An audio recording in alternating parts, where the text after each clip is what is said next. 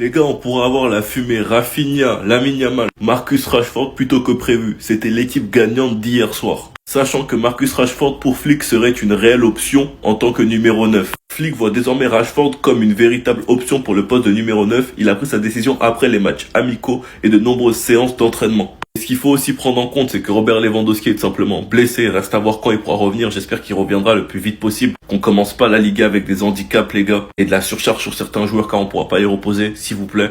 Et que Ferran Torres, aux dernières nouvelles, lui aussi a ressenti des gênes. Mais que c'était rien de grave. En tout cas, Flick prendra des précautions. Ce qui veut dire que déjà dimanche pour le Gamper, on pourrait très bien avoir Marcus Rashford en tant que numéro 9. Maintenant, au début de la Liga, reste à voir le retour de Ferran Torres. Et je vous jure les gars, d'avoir Rashford, Rafinha et Lamine Yamal sur le même terrain, je pense qu'on se rend pas compte. On se rend pas compte que ce malade de Lamine Yamal peut nous envoyer des extérieurs du pied à des fusées comme Rafinha et Rashford. Ça peut donner des trucs de ouf. En tout cas, ce qui me préoccupe, c'est comment Flick va gérer nos attaquants. Car s'il voit Rashford et Ferran Torres comme des neufs, qui il va jouer à gauche pour faire tourner avec Rafinha? À moins qu'il ait l'intention de faire monter un Massian en équipe première. Enfin bref, reste à voir. Sinon vous les gars, vous en pensez quoi? Nous sur sa on s'ennuie.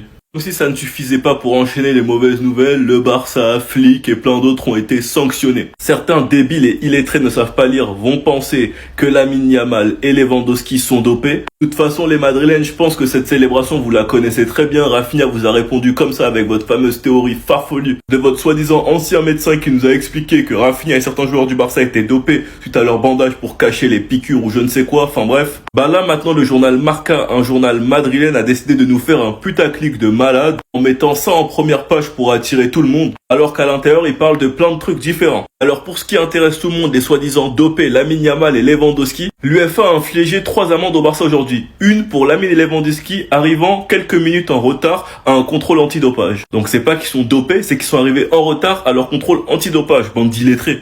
Un pour comportement inapproprié des anti-flics et de son équipe pendant le match. Et un autre pour les supporters allumant des feux d'artifice et jetant des objets au Montjuic. Franchement les gars, vous ne savez plus quoi croire et vous verrez les gars sur cette application ou sur les réseaux, tout le monde nous expliquera que Lewandowski et Lamine Yamal se sont dopés alors qu'ils sont juste arrivés en retard à leur contrôle antidopage. Enfin bref. Sinon vous les gars, vous en pensez quoi? Ramenez sur sa personne s'ennuie.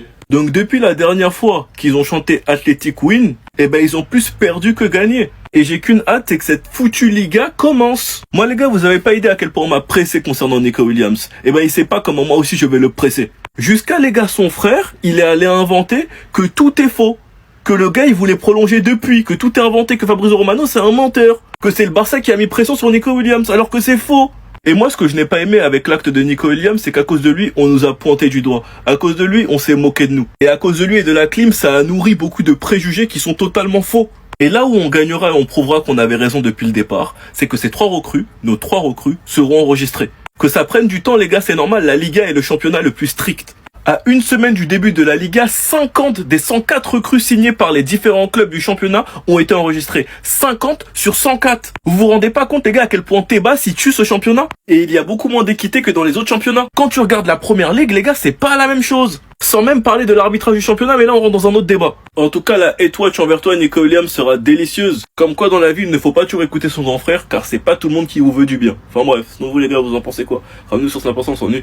Décidément, la direction du Barça veulent vraiment punir Ter Stegen. Après lui avoir retiré le brassard de capitaine temporairement et l'avoir donné du coup à Araujo, qui fera donc le discours dimanche au Gamper, le discours des capitaines là. Après la procédure disciplinaire du Barça envers Ter Stegen, pour l'instant ils auraient décidé de lui retirer son numéro, qui est le numéro 1, et le numéro 5 a été attribué à Cubarsí, qui était le numéro de Inigo Martinez. Donc j'ai aucun doute sur ça, le numéro 5 de Inigo Martinez est entre de très très bonnes mains. Du coup, tout ça laisse penser que quand Garcia sera enregistré, il pourrait potentiellement avoir le numéro 1 de Ter Stegen. Et ça, franchement, ce serait une belle réponse de la direction. On aurait eu soi-disant des explications sur le comportement de Ter Stegen, parce qu'en vrai, les gars, il est pas logique. Il ne veut pas signer le rapport médical qui le met hors du terrain pendant 4 à 5 mois, parce qu'il est persuadé qu'il pourra revenir dans 3 mois. Et ça, c'est une date qu'il avait annoncée lui-même avant même que le club annonce sa blessure. Donc franchement les gars, c'est un peu brouillon ce qui se passe. Je trouve que Ter Stegen prend énormément de risques, sachant qu'il y a la Coupe du Monde à jouer. Je comprends pas trop ce qui se passe. En tout cas, s'il y a tout ce cirque autour du Barça avec Inigo Martinez qui part gratuitement, Ter Stegen qui veut pas signer son rapport médical, le Barça qui mange une clim par Nico Williams, la soi-disant embrouille entre Gavi et Fermin. Si en plus de ça on n'arrive pas à enregistrer nos joueurs, les gars,